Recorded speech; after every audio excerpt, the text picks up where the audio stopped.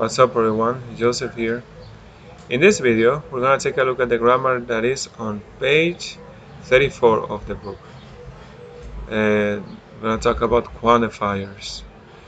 Now quantifiers are something we use when we don't know the exact percentage of something. That's when we use quantifiers. It's like to give an approximation without numbers. And these are the quantifiers we're explaining, or that we are going to explain. All, nearly all, most, many, a lot of, some, not many, few, and no one. Some examples here.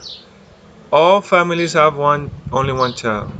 Nearly all families have only one child. You're saying that close to 100% of the families have only one child.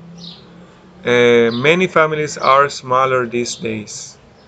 Many, if you're saying that something like 65, 70, or 60% of families are smaller these days.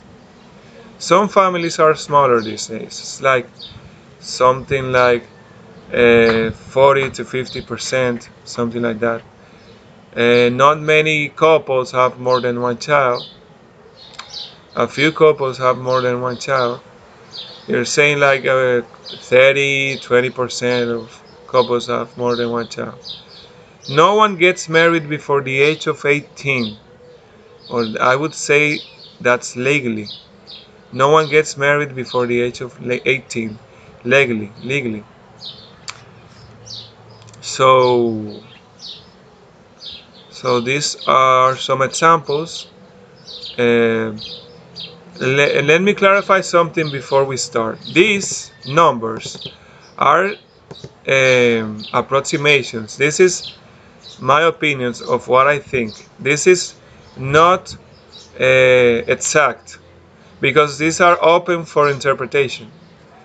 Nearly all can mean 80 to 95% for some people. Most can be 70 to 90. Many can be from 60 to 80, something like that. So this is just my interpretation, but other people can think different from me. So 100% of all means everyone. These are exact. All, this is exact. It's always 100%. All is always 100%, and no one is 0%. Always. This doesn't change with interpretation, with opinion. No, there's no opinion or interpretation. It's always no one is 0%, and all it's 100%. All people eat every day. All people eat every day. That's something true. If you don't eat, then well, unfortunately, you're not going to be a person for in some days.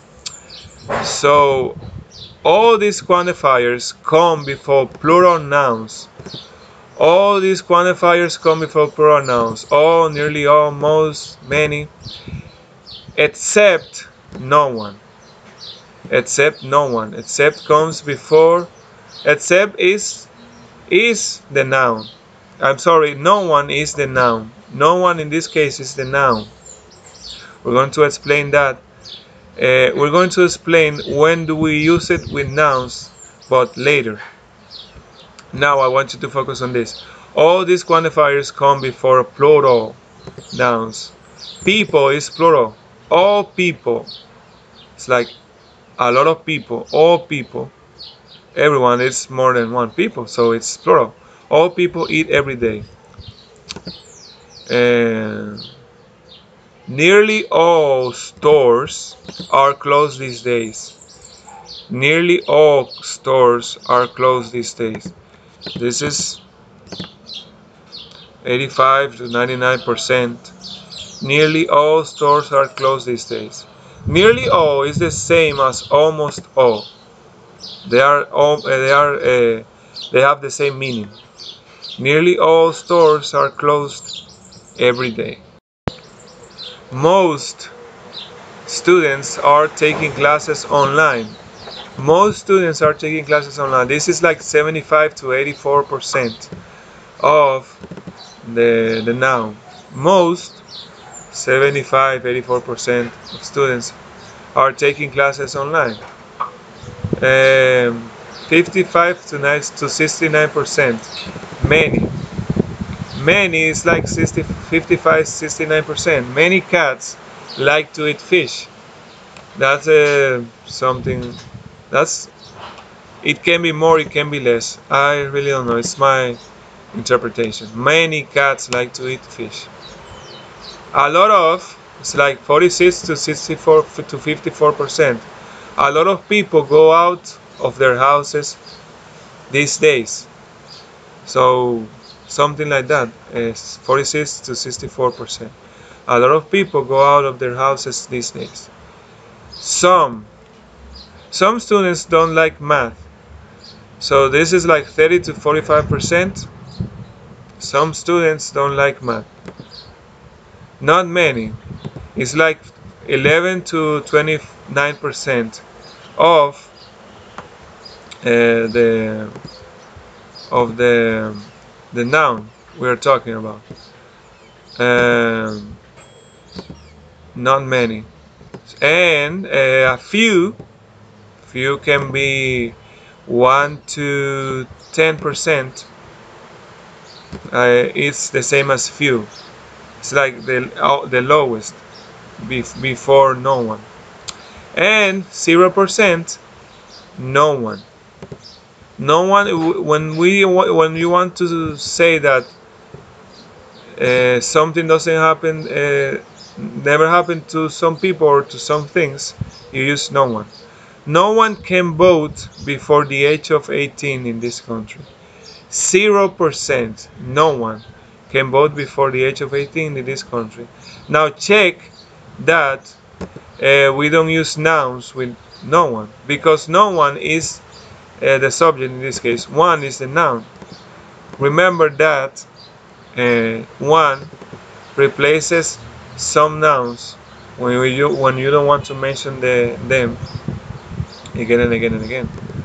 And it's understood that you're talking about people, so you don't have to use the noun. As you can see, when you use no one, is the subject in this case. Always use no one before a verb. Remember this. You use no one before a verb. You cannot say no one people, or you cannot say no one car. You have to use a verb. For example, in this case, we use this modal verb, this auxiliary verb. No one can vote before the age of 18. No one lives on the moon. No one lives on the moon. As you can see, before a verb, we use no one. If you want to mention the true noun in the sentence, only use the word no before the noun. So if you really want to mention the noun, you can use no, only no. For example, no person survives with ocean water. No person, as you can see, we replace one with the noun we want to mention. No person survives with ocean water. It's better to use one. It's better to use no one survives with ocean water, because you're always obviously talking about a person. But if you really want to use the noun, use no, only no. And notice that the noun is in singular form. No politician, singular form. No house, singular form. Not like here we use families, couples, students, people, cats. All of them are plural, but here they are in the singular form. As you can see, in this case, the noun must be in its singular form. This is the same as no one, but it's also 0%. If you use no politician, no person, you are implying that is no one. 0% is. But in this case, we're using the noun instead of one. So this is the end of the video. I will see you on the next one.